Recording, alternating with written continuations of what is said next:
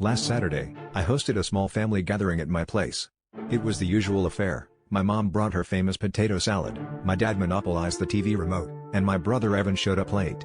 Nothing seemed out of the ordinary until Evan strolled in carrying a giant, flat package wrapped in brown paper.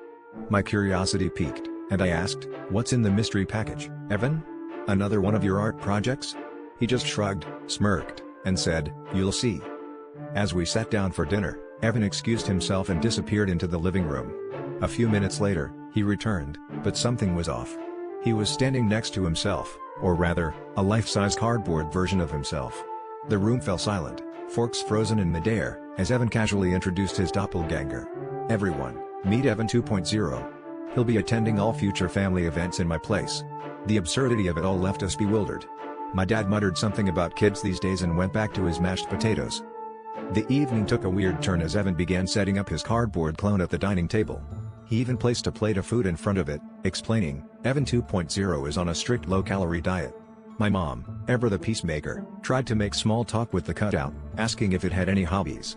I couldn't help but laugh as Evan responded on its behalf, claiming it had an interest in standing around.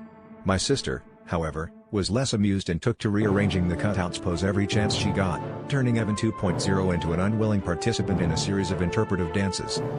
By the end of the night, my brother had managed to convince us that Evan 2.0 was a great addition to the family.